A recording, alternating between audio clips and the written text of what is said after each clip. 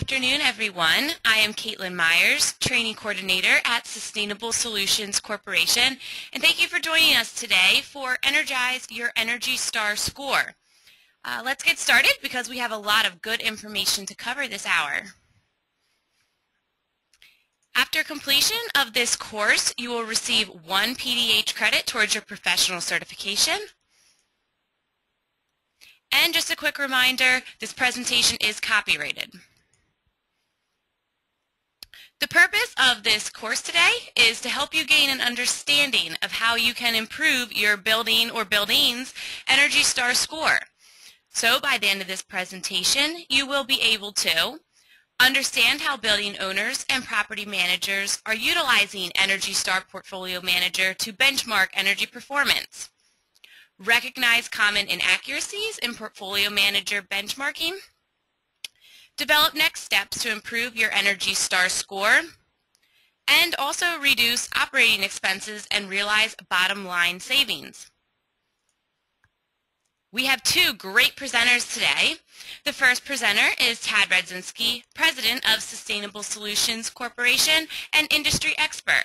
With over 30 years of experience, he works with clients across a wide range of industries on corporate responsibility and sustainable development.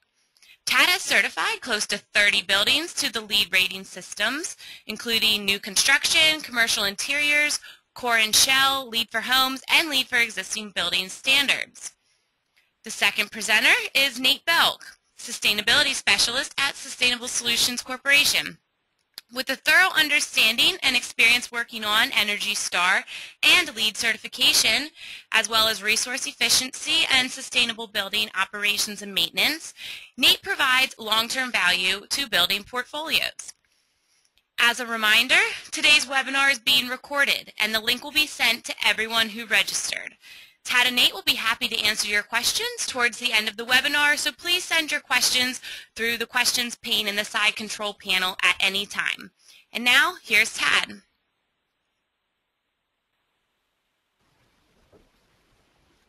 Thank you, Caitlin. I appreciate the introduction. I want to welcome everybody to our webinar today. Very excited to speak about this topic on how to improve energy performance in buildings. This is something that we've been working on for quite a few years. In fact, that's how we founded our company back in 2001 with a Sustainable Buildings and Operations program. And today we still focus on that. We have a lot of work around improving energy performance on buildings, doing Energy Star certifications, conducting LEED certifications, National Green Building Standards certifications, and just general energy audits and performance improvement projects. So that's one area where we focus on a continuous basis.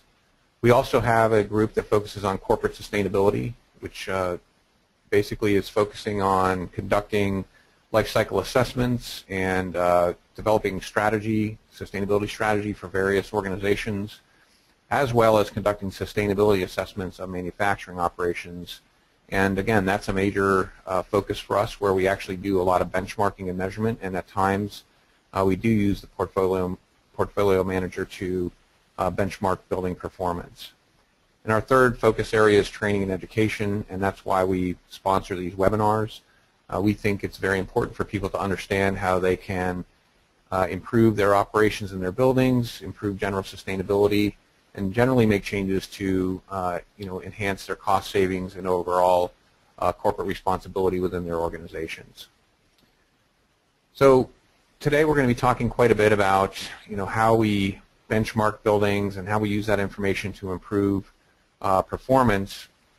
But the underlying question really is, why is energy efficiency important? And I think we all know that energy efficiency is a means of reducing the use of non-renewable energy forms such as electricity and fossil fuels.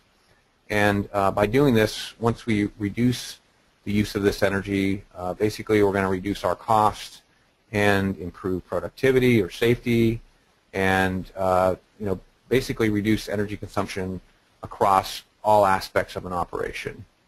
And I spent over 12 years working in the electric utility industry, and I can tell you that the way we generate electricity is very impactful to the environment. Most of us don't realize what goes into extracting coal and other resources out of the earth so we can produce electricity. So when you're actually saving electricity, not only are you saving money, but you're making a significant reduction in environmental impact. And the more that we do, the more that we can avoid building new power plants, the more that we can, rely on renewable forms of energy and different things like that. So underlying all of this is, we definitely need to measure and benchmark where we are, but there's going to be a huge effect not only on our wallets but also on the environment and the health of people on, all over the world. So again, very important aspect that we're going to be discussing and focusing on today. So when we think about building energy performance, it's really a good question on where do I start. Oftentimes, people look at a building and they just know it's a very complex assembly of many systems. It could be lighting and HVAC, hot water heating, all kinds of different things that go into managing a building and making a building operate effectively and comfortably. And usually the first place we're always going to start is what we call understanding, where we benchmark the building. We're going to measure energy consumption, and that includes not only electricity, but we look at the fuels that are used within the building. And then we usually can measure that in a way where we're assessing how much energy is used in a month, how much energy is used in a year. If we're looking at a manufacturing facility, we're going to try to understand energy use per unit of production or some other metric.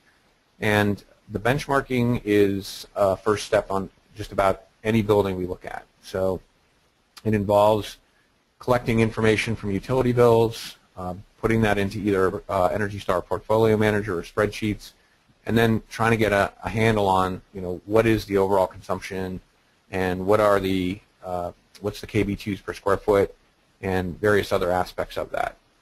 And then after we understand that, we can start to move up this pyramid that you see here.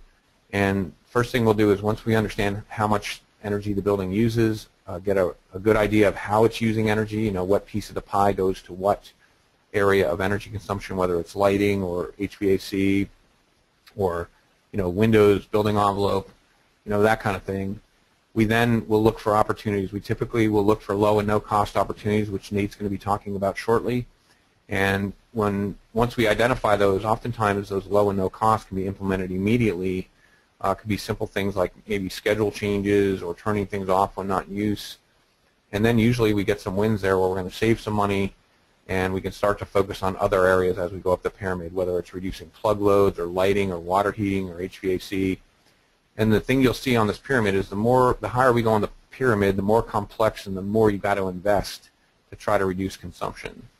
So if you look at the fact that the building envelope's near the very top, it's really hard to change a building envelope without spending a lot of money. If you have to put in new windows or add additional insulation.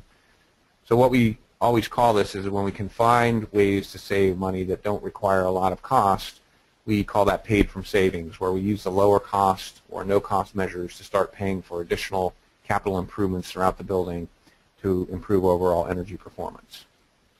And really, if we don't understand how energy is used, the old adage, if you can't measure it, you can't manage it, then it's really hard to know where to spend your time when you're doing an energy audit or where you want to invest your effort.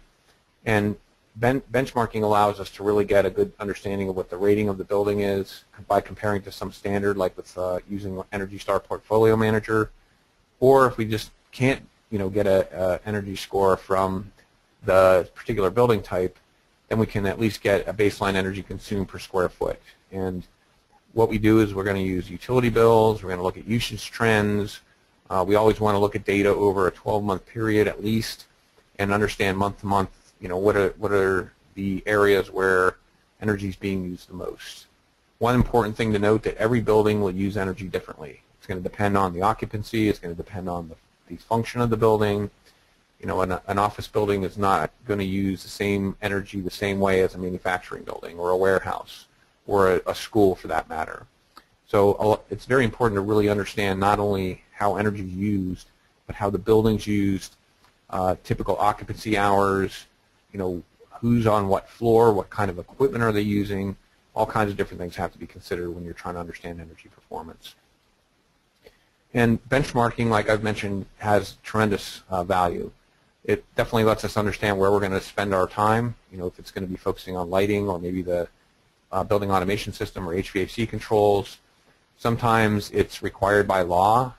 Nate's going to be talking in a few minutes about various municipalities that do require energy benchmarking and public disclosure of those energy scores. So we as consumers, whether we're buying a building or we're going to rent space there, can understand what we're getting into. If we can start to compare, one office building to another, or even one residential building to another, I'm obviously going to look for the building that has the highest Energy Star score, knowing that once I move in there, I'm going to pay less for my utilities over time because the building's more efficient than others. Could be required as part of the LEED standards. Oftentimes when we do LEED for existing buildings, we have to do energy benchmarking of the building, and there's a minimum prerequisite for actually certifying to LEED EB, and that requires a minimum Energy Star score of 69 for version 3. Once version 4 of LEED rolls out, the building will have to actually be a 75, which is Energy Star certified, before you can actually certify it to LEED EB. And then a couple other things. Certain utilities that do provide rebates or incentives may require you to benchmark a building in order to be eligible for that. And then another area that we see is very often when we're working on buildings, not only are we looking at building performance, but we're looking at developing an overall sustainability strategy and program for different organizations. So that information about the benchmarking of the building and that kind of thing is going to be really important for us to know how to establish sustainability goals for that organization. And if it's a company that has not, more than one building, like a portfolio of buildings, we can also really use that to understand how buildings perform against each other within the portfolio and establish plans and metrics around that. So what we're going to do now is we're going to switch gears here. I'm going to turn it over to Nate, and Nate's going to talk about Energy Star benchmarking for buildings. He is our resident expert here on Energy Star, and he's worked on certifying many buildings to date, and he'll talk about a lot of the aspects of this, some of the pitfalls that you can run against as you're doing your benchmarking, and some great lessons learned to help you move forward and look to improve your Energy Star score. So here's Nate. Thanks, Tad. Hope everyone's doing well today. So we're going to dive a little bit more into the Energy Star aspect of this. For a little background, Energy Star is a joint program between the EPA and DOE. It's a proven energy management system that tracks energy performance, setting goals, tracking savings, and rewarding improvements. The tool that is most commonly used to measure performance and these goals, savings, is Portfolio Manager. This is a free online tool developed by the EPA to track and benchmark energy use, water use, utility costs, and greenhouse gas emissions. This is what we use to benchmark our buildings and generate the well-known Energy Star score. Portfolio Manager uses a representative model to compare your building to similar buildings across the country using the Commercial Building Energy Consumption Survey, also known as CBEX. This generates a score from 1 to 100, and with 100 being the best score you can get, high performance, and receiving a 50 indicates the building performs better than 50% of similar buildings nationwide. An Energy Star score of 75 is required for Energy Star certification, and in order to get certified, a licensed professional must review the Portfolio Manager's statement of energy performance and conduct an inspection to verify that it meets the requirements of Energy Star. You can benchmark any building in Portfolio Manager. I highly recommend this for any type of building, though only certain buildings are eligible to receive the Energy Star score as well as certification. You can see them on the slide here. Each building has its own types of special attributes that are used to measure the building efficiency. For example, an office will account for full-time employees, computers, operating hours, where the multifamily building, which was actually just recently added to the Energy Star group that can become certified, will account for things like living units and bedrooms. Energy Star is also currently in the process of working on a score for restaurants, so hopefully that will be coming on soon. But there are many different inputs and factors in each of the building types that contribute to the allocation of the energy used in the EPA model, which then eventually develops your Energy Star score. So taking a quick step away from portfolio manager, we're going to quickly talk about energy policy and disclosure in commercial buildings. Energy benchmarking, disclosure, and policy is rapidly growing in the United States. As you can see on the slide here, there are many cities and states around the country that are recognizing the importance of measuring energy and water consumption. This is especially relevant because commercial buildings account for nearly 40% of the United States energy use. So a lot of these municipalities are really taking on and understanding the need for benchmarking these buildings going forward. So there's this need to benchmark the buildings in the city or state, and oftentimes it's made available to the public. And then all of this is typically submitted through the Energy Star tool portfolio manager. So this sort of segues into our why would you want to improve your Energy Star score. One reason, which we just mentioned, was maybe your building is in a location where the energy use is publicly disclosed. That means that prospective tenants, competitors, or whoever your consumers are can see your energy performance of your building. Another reason is to try to get Energy Star certification. 74% of the United States households recognize the Energy Star label, and 64% of households recognize the label and associate it with efficiency or energy savings. So that alone ties back again to prospective tenants, competition, and whoever your consumer is, and them recognizing that this means that your building is performing well and efficiently and has energy savings. Also, tenants like the GSA and sustainability-driven tenants are looking at this much more frequently now. The General Services Administration requires that any building in which it leases must have an Energy Star label within the most recent year, and many other companies are following this similar path. So it's important to benchmark your building and then try to strive for Energy Star certification if you're looking to attract some of these types of tenants or people in your building. And then we often find the most appealing reason to improve your Energy Star score is the reduction in utility and operation costs that are associated with the better performance of your building. So that is something that we'll touch base on in a little bit, but that is a really good reason to improve your Energy Star score because that means your building is performing better and you're saving money by reducing your energy and water costs. So at this point, we're going to sort of skip over on how to benchmark your building, input data, and create space types, and assume that those have sort of already been completed for benchmarking your building. If you're at a point of data input and have questions or concerns, we'd be happy to touch base with you offline. Also, Energy Star runs some really good webinars on basic benchmarking and setting up your building.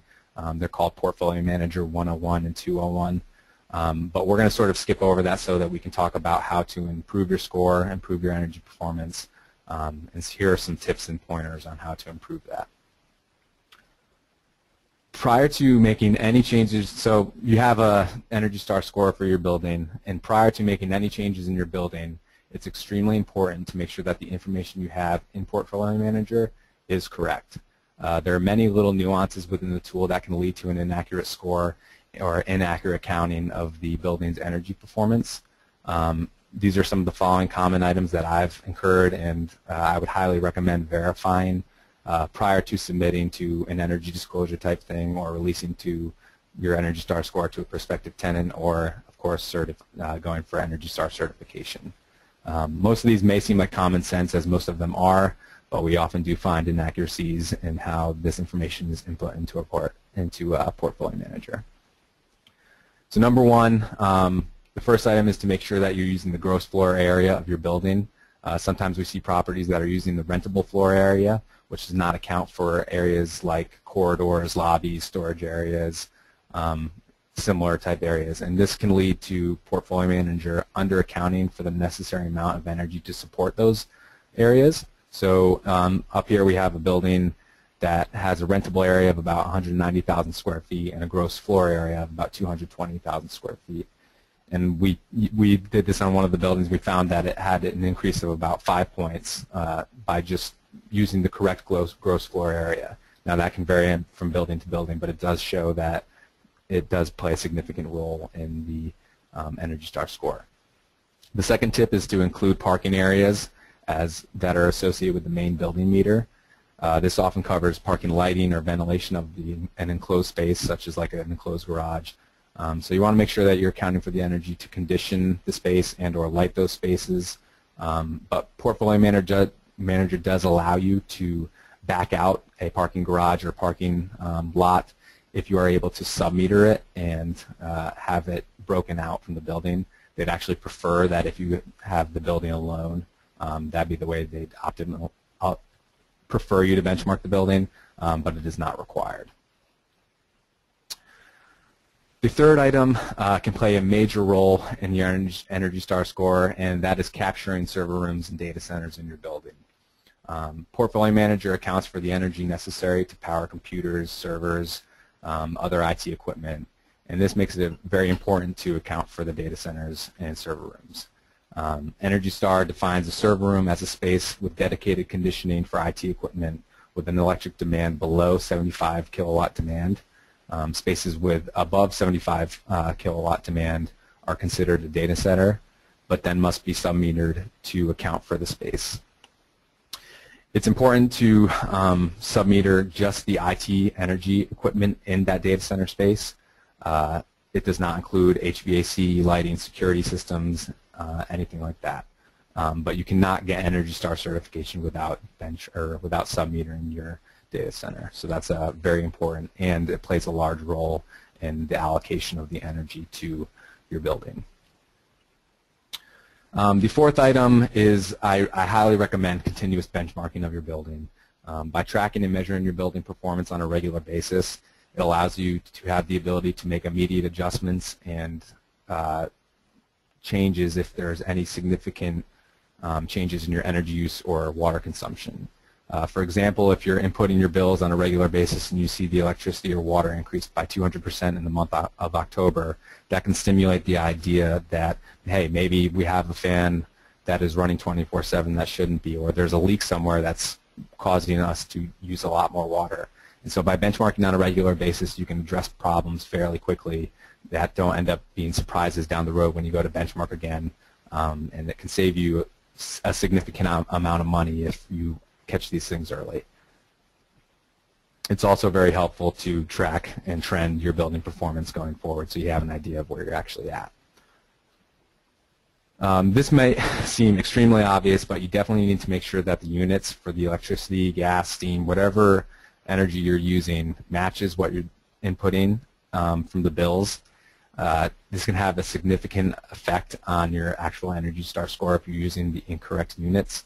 For example, if you're using cubic feet of natural gas rather than 100 cubic feet of natural gas, these are imported incorrectly and can lead things off by a magnitude of 10, for example. And then when you go back, I highly recommend just going and literally looking at it and making sure that it makes sense.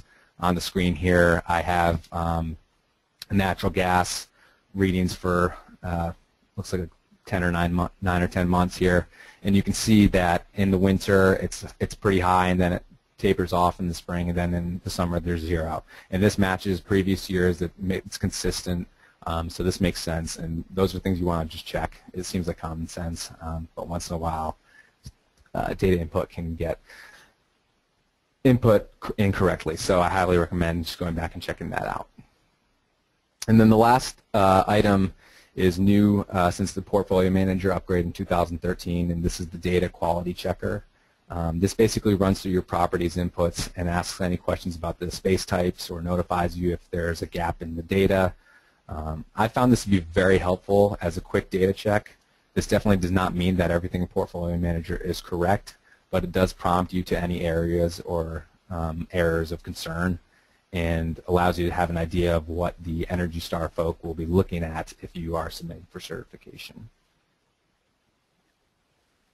So here we have just a couple of common energy conservation measures. These are types of things that you'll want to look at when you're looking to improve your energy performance of your building. The most effective energy conservation measure is off. We want to look and see, are lights being turned off when the last shift leaves on the weekends. You want to check lighting and appliances, take a look at heating and cooling systems and domestic hot water in the building. These are all things that if you have the concept and the idea of looking at it, is it off when no one is using it, that will highly benefit you. And oftentimes that can lead to helping improve your Energy Star score. We're going to dive into a couple more low and no cost energy conservation measures that I'd recommend for score improvement, and we'll go through a little bit more detail on these in a second. But we recommend optimizing the schedule of your building operations, phasing in lighting and implementing water reduction methods, and then establishing occupant awareness about what you're doing in your building. That'll play a large role in your Energy Star score, and have people aware of what's going on in your building, how well you're performing, and what your goals are. So the most cost-effective way to reduce your consumption and increase your Energy Star score is to make sure that your building is operating when people are in the facility and is operating to a minimum requirement when people are not. I highly recommend taking a look at your building systems such as HVAC, interior lighting, exterior lighting, ventilation, in spaces like garages, and see when the equipment is operating. In the summer, are exterior bollard lights around your building on at 7:30 in the morning, even though the sun's rising at 6:30? Or do you have fans running in the parking garage when the parking garage is actually closed? Or do you have a 24/7 bathroom exhaust that that's operating when no one's even in the building from like 9 at night till 6 in the morning?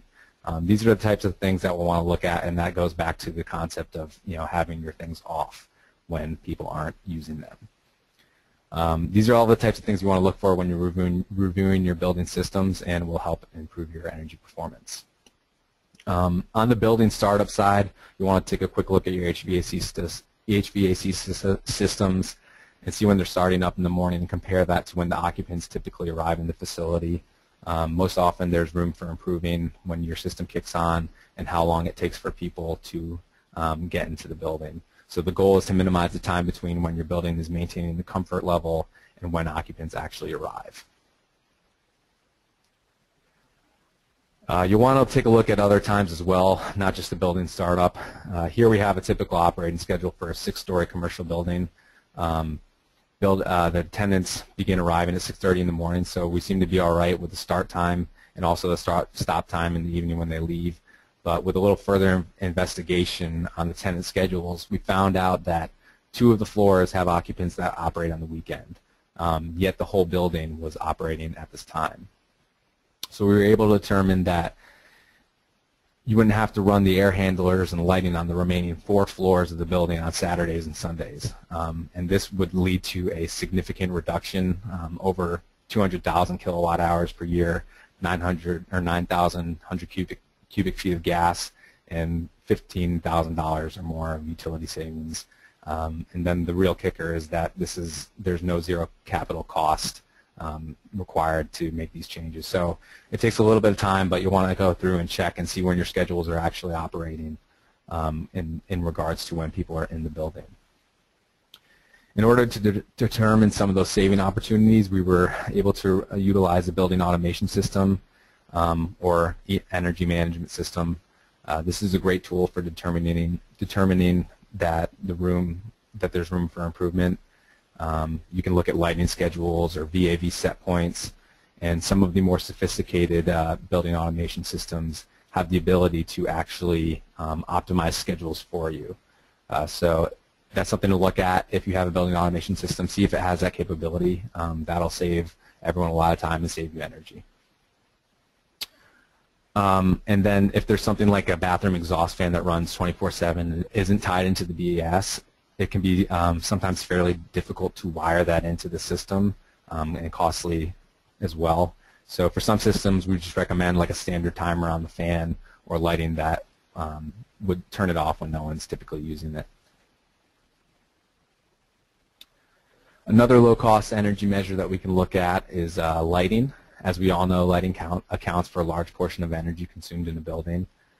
If you have T8 fixtures in your facility, you can replace them with 28-watt lamps rather than the standard 32-watt lamps. We would definitely recommend replacing incandescent bulbs with either CFLs or LEDs. The cost of LED is significantly decreasing, And there are some really good looking diodes that match the aesthetic looks of an MR16 or any other accent lighting, but they provide significant less energy and last significantly longer. You may also want to think about occupancy sensors for the lighting in the building. Now, these are oftentimes associated with a higher capital cost and upfront cost, but to start, we'd recommend using them in places that just make sense. So locations like storage closets, server rooms, kitchenettes, or conference rooms, you'll want to use them in a place where someone could leave the light on and it wouldn't be recognized for an extended period of time. Those are the areas that will provide the most immediate value. And then something else that plays a role in energy consumption is the use of hot water. It takes energy to heat up hot water, and then as sinks use it, it has to heat up more hot water. So this is where we like to think about using low-flow bathroom and kitchen faucets, where they can play a role in reducing the amount of energy to heat more water. We recommend 0.5 to 1.0 gallon per minute lab faucets. This is typically achieved by mounting the simple aerator onto the existing fixture, which is a fairly small cost. And then we also look for a 1.5 gallon per minute kitchen faucet, and if you have showers, a 1.75 gallon per minute shower head. If your building is in one of these locations with energy disclosure, most often water consumption is also submitted. So reducing your building's water use is also something that will be publicly, noticeable by your consumers or prospective tenants. So that's something to keep in mind. As you begin to implement a lot of these measures, I recommend taking a look at what incentives and rebates are available in your area. You can often save dollars to the fixture and get rebates for controls or other energy-related equipment. And then there's also some larger opportunities for large capital investments, as well as things that are going to save you large amounts of energy but may cost more upfront. And then the last piece, and this might be one of the most important, is to make your occupants aware of the building performance and goals. The occupants play a large role in how the building needs to be operated, and by educating and communicating with your occupants about your organization's goals, they're much more likely to respond and participate in your efforts. We often find success in engaging building personnel through regular newsletters or building displays, and also building events are a great way to engage your tenants, occupants, whoever's in your building. By doing these engagement activities, it provides a great way to share your accomplishments about your building and efforts, and allow the occupants to provide feedback to even further improve your system, since they're the ones that are using your building. All of which lead to a better understanding of the challenges at hand and the performance goals that you're trying to meet. So it is best to begin implementing these measures as soon as possible, because the Energy Star score is based on a 12-month time period over the course of a whole year. So if you install new lighting now, it'll take 12 months to fully realize the savings from the energy measure and see that in your Energy Star score. These items that I did discuss may not get you the performance goal and Energy Star score alone that you're looking for, but can provide the most effective start towards achieving your Energy Star goal. Sometimes it does take a higher capital measure to make that jump, but we do recommend grabbing the low-hanging fruit to start. But once you do get to the point of hitting that 75 or above for Energy Star score, you're definitely going to want to hire a licensed professional, and that's either a professional engineer or registered architect to verify the data and inputs in Portfolio Manager, and then you can submit to Energy Star for certification. The Energy Star certification is set for the calendar year, so we do suggest conducting this on an annual basis so that you gain continued recognition and high performance. And so those are just some simple items there to improve your Energy Star score, improve your energy performance. So hopefully you have a fair understanding of how building owners, property managers utilize the Energy Star Portfolio Manager tool to benchmark their buildings. Hopefully you have a better idea of how, what types of things to look for prior to disclosing your information, showing your Energy Star score, or submitting for Energy Star certification, and hopefully you have some good steps going forward to start improving that score. Ted, do you have anything else that you'd like to add here? Well, I think that we've heard some great tips here on the simple things you can do to improve performance. And we have a multitude of buildings that we've worked on over the years that we've taken from, say Energy Star score maybe 55 up to 75 and above. Oftentimes we can get pretty close to that just by doing these simple things that Nate talked about. But then there's other things that we will typically do where we start to invest some of those savings into capital projects. We might look at, for example, in buildings that do use a lot of outside air, we definitely look at using demand control ventilation systems, for example. That's been a great way to really reduce some energy costs, and other things you can consider for sure. And the excitement really comes when the owners of the buildings really start to see their consumption go down, they start to save some money, and then, like Nate said, it's really important to communicate that to the occupants of the building and let them know that there is a lot of activity and that they have a huge role in reducing that energy consumption. And we've even had in some office buildings that are set up to be rented by various tenants on different floors. Some have actually renewed their leases because of the improved Energy Star score alone, knowing that the building owners are committed to keeping the building performing as good as possible. And we have also seen sometimes where if the General Services Administration is involved for, say, a federal lease, they are requiring buildings to have Energy Star cert before they'll even lease the building. And we have had several situations where GSA had federal tenants in a building, and they were required to try to improve that score, and we were able to make some commitments on improving Energy Star to get the GSA to renew the leases. So there is a big effect on this for the owners, and then people that just own their buildings outright. There's definitely that benefit. Energy Star is a very low-cost way to get some recognition for good performing buildings as well. If you look at going for LEED certification, whether it's a LEED new construction or LEED existing buildings, Energy Star does provide the opportunity to get a plaque on the wall and your building listed as a high-performing building for a very, very reasonable cost. So the next thing we're going to do is we're going to take some questions here, and we got about 4 or 5 questions that came in. And one thing that came up was, can I compare the buildings in my portfolio using Energy Star Portfolio Manager? If so, how? So Nate, I don't know if you want to address that one and what your thoughts are on that.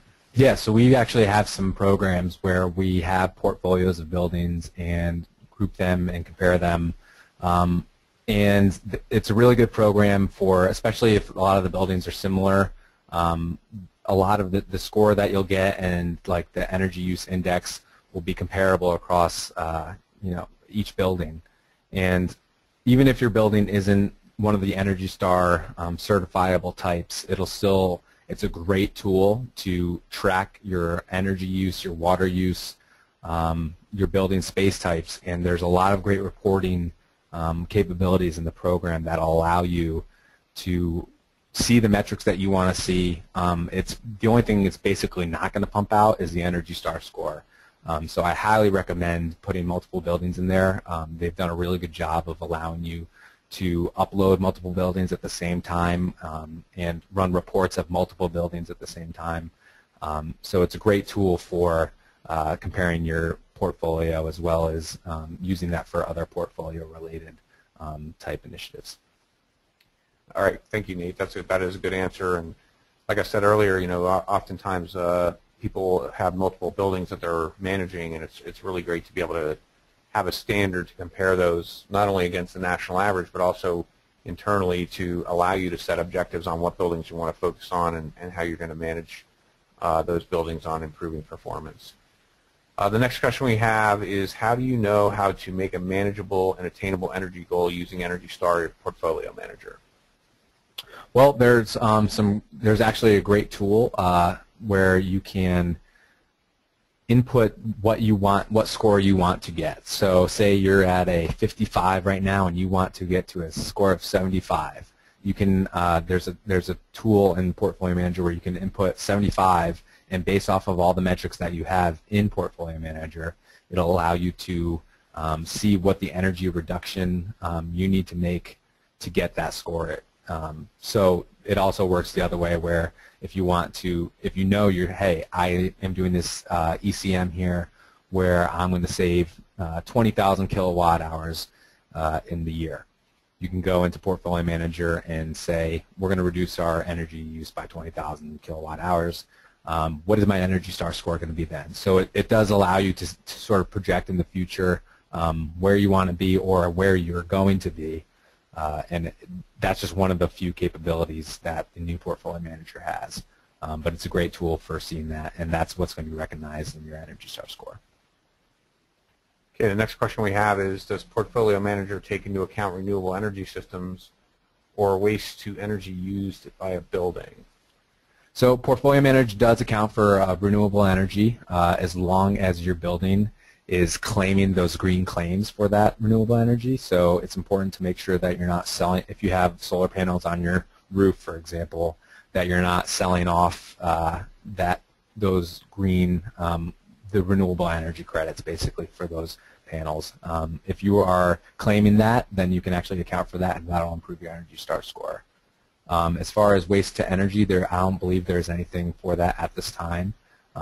Currently, Energy Star is they have a survey out that is asking questions about how can they improve their Portfolio Manager system, and that might be something worth suggesting.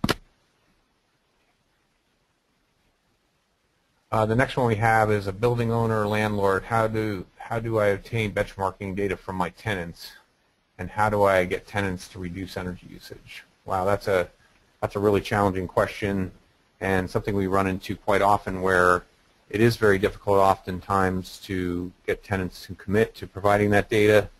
However, it is very necessary if you're going to get a good score within Portfolio Manager. Yeah, absolutely. So we have there are a few good methods for obtaining data from tenants, specifically with utilities. If it is if you're in an area with local legislation, you can use that to your advantage. They're actually required to supply you that information. If you're in an area that doesn't have that, you can. Some utilities actually allow you to automatically gather the information. Basically, you would just have to work with them to sign off on a form. For example, here in Philadelphia, PECO has a smart energy usage tool, and there's a form that you sign off on with the tenant and the building owner, and what it'll do is PECO will then send the user for Portfolio Manager just the energy usage, and that's it. So there are some avenues, and then we also, for other attributes like office space types, things like computers, how many tenants you have in the building, things like that. We've gone through many avenues to do that, but one that we find to be the most helpful is just sending an online survey that takes 30 seconds to a minute, and sometimes we can that's probably the best way to get in touch with some people because of the convenience of it. But sometimes it's always a challenge to get some information from tenants, and so it's important to try to explain to them how the Energy Star score and the performance will affect them. So if you're setting goals and things like that, you can explain how that's going to save them utility costs on their back charges, or it's going to make their building more energy efficient. Okay, we got another question in here, and it says, are there any types of third-party certifications I can obtain if my building cannot reach the Energy Star threshold? Well, yes, there are. We do have a number of buildings out there that even with the best intentions of trying to improve performance, we just can't get up to that 75 level. And there's actually a company called Green Circle Certified that will do a third-party validation of the carbon footprint reduction of a building based on energy consumption and that kind of thing. So we often do recommend that because sometimes a building does really well. Might have a really low score to start out, and they go from, say, maybe a 20 up to like a 60. So, they've improved by like 40 points, but they just can't, get any higher. And that Green Circle certification is really a great way to recognize the performance of the building without, having Energy Star, because you are showing that there was work done and the carbon footprint has been reduced. We did get a question in regard to, we do have people here from around the world, and it says, is that Energy Star portfolio a manager available to download for use in EU? We have submitted some of our sites to EMEA for the ES Challenge. So the thing is, based on my knowledge, Portfolio Manager is pretty much designed for North American and U.S. buildings. However, I do think it could be a tool for at least getting some type of benchmark. You are able to, you should be able to use the tool to benchmark your building. There's just some metrics that are just specific to North America, the United States, and basically Canada.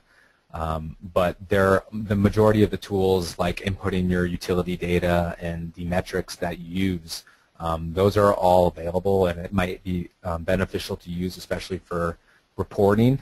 They have some really good reporting formats that you can input this data into, and it'll just spit it back out in the manner that you want. But you're not going to be able to generate a score or really have it necessarily compared to the like buildings, because the majority of the United States buildings they have a weather station in certain areas that they tie to, which they don't have set up outside of the United States or Canada at this time. Yeah, one thing that I've seen is we actually had a building in the United States that had an Energy Star score in the high 90s, and then when I looked at certain metrics used within the European Union, where they had certain KBQ per square foot goals for different buildings, when I compared to that, our buildings were did not perform very well against some of the European buildings. So, this is a great thing to do, but we definitely have a long way to go in the United States for energy performance improvement. So that pretty much addresses all of our questions, and I'm going to turn it back over to Caitlin. I want to thank everybody for joining today. It was a great turnout, and we got a lot of great questions here. And please feel free to reach out to us at any time if there's any additional questions or you would like more information about these services we provide. So thank you very much.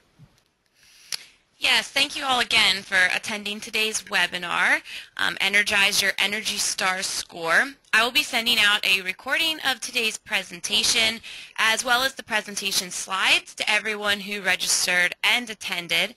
And as Tad mentioned, feel free to contact Tad or Nate with any further questions. And also, let us know if you want this presentation to be conducted at your organization. And because we had such success with our May Corporate Responsibility Revolution Strategy to Success seminar, we are having it again, and it's going to be on January 28th in Philadelphia.